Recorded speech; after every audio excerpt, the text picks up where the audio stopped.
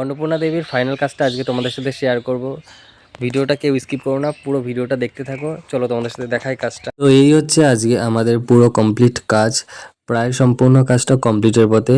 মুকুটটা লাগালে পুরো কাজটাই কমপ্লিট হয়ে যায়।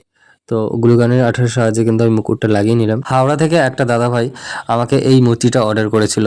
দাদাভাইকে জানাই অসংখ্য পরিমাণে ধন্যবাদ, আমাকে ভরসা করে এত সুন্দর একটি কাজ করতে দেওয়ার জন্য। আর আমিও যথাসাধ্য চেষ্টা করেছি খুবই সুন্দরভাবে কাজটি সম্পূর্ণ করার। ধন্যবাদ জানাই ধ্রুব দেবনাথকে যে এত সুন্দর একটি সাজ আমাকে বানিয়ে দেওয়ার জন্য। পূর্ণা মায়ের গায়ে যত সমস্ত গয়না সবটাই ধ্রুবদার বানানো। তোমরা যদি এরকম গয়না নিতে চাও অবশ্যই আমার সাথে বা ধ্রুবদার সাথে যোগাযোগ করতে পারো। গত বছর আমি একটি অন্নপূর্ণা দেবী বানিয়েছিলাম, তো সেটাতে কিন্তু আমি এরকম সাজ ব্যবহার করিনি, সেটা সম্পূর্ণ মাটির সাজ ছিল।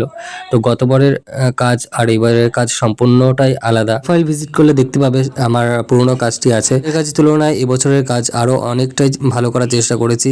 সবটাই তোমাদের ভালোবাসা, তোমরা এত ভালোবাসা দাও বলে আমি আরও কাজের উৎসাহ পাই। আর যত কাজ করব তত তো হাত পরিষ্কার হচ্ছে, আমি নিজেও বুঝতে পারছি। তো তোমরা দেখে জানাও অবশ্যই এবছরের অন্নপূর্ণা দেবীর এই বিগ্রহটি কেমন লাগলো তোমাদের। আর আমার কাছে এরকম যে কোনো ধরনের ছোট বিগ্রহ তোমরা কিন্তু অর্ডার করতে পারো। অবশ্যই হাতে সময় নিয়ে করবে, যে কোনো পুজোর 1 থেকে 1.5 মাস হাতে আগে সময় নিয়ে অর্ডার করবে। তো আর কথা বলবো না, কাজটি তোমরা দেখো, কাছ থেকে দেখাচ্ছি। সম্পূর্ণটাই দাদাভাই রিকমেন্ড অনুযায়ী কিন্তু করা হয়েছে। মায়ের গায়ের কালার বা শিবের সমস্ত কাজগুলো। তো কেমন লাগলো অবশ্যই তোমরা কমেন্ট বক্সে জানিও।